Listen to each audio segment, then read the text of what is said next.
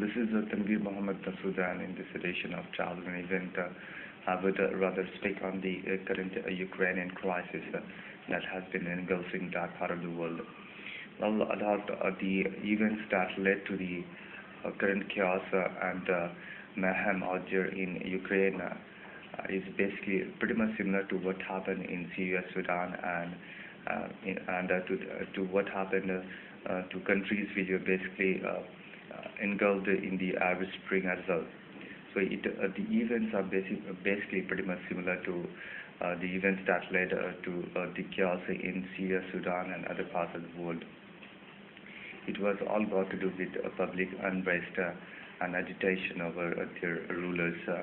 It was basically got to do with public consciousness about their rights and privileges as to how they should be governed and what sort of policies are required to basically to govern them.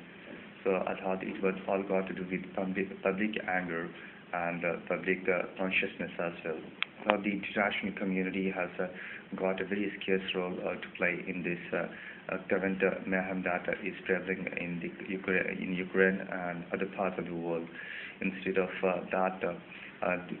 the developed countries of the world should gear themselves up to provide as quickly as possible relief materials, assistance and aids so as to lessen the degree of damage that would basically be in the offing due to public unrest as it happened in Sudan and Syria. The international community and the United Nations precisely should be gearing up to play its part in a very systematic manner, because they are the ones who are basically the major role player in this current Ukrainian crisis, because they are the expert in diffusing any sort of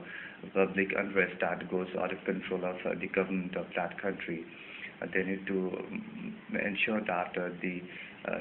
death, destruction and decadence is basically alleviated and kept to the minimum level, and ensure that this situation does not go out of control and lead to a civil war-like situation that similar to what happened in Syria and Sudan and other parts of the world. When public unrest and anger grows and reaches its pinnacle, it's really difficult for the government of that country to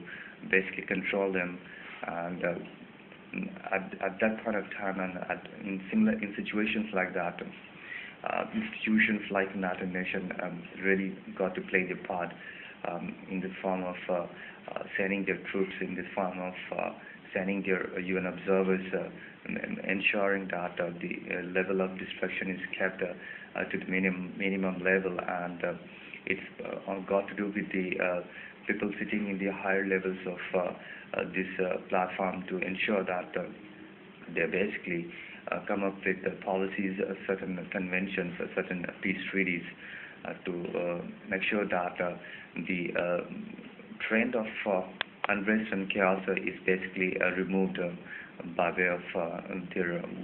conventions, by way of their policies towards that particular country. Well, as far as interference in the matter of any alien country's internal affairs is concerned, it's not quite easy to interfere in out of the blue, and it's basically got to do with appeal and urge to ensure calm and peace. And international community, as I said, has got a very brief role, and apart from the fact that they can only appeal or plea for peace and calm, and instead of trying to directly interfere in the internal affair of that country. As I said, institutions like United Nations have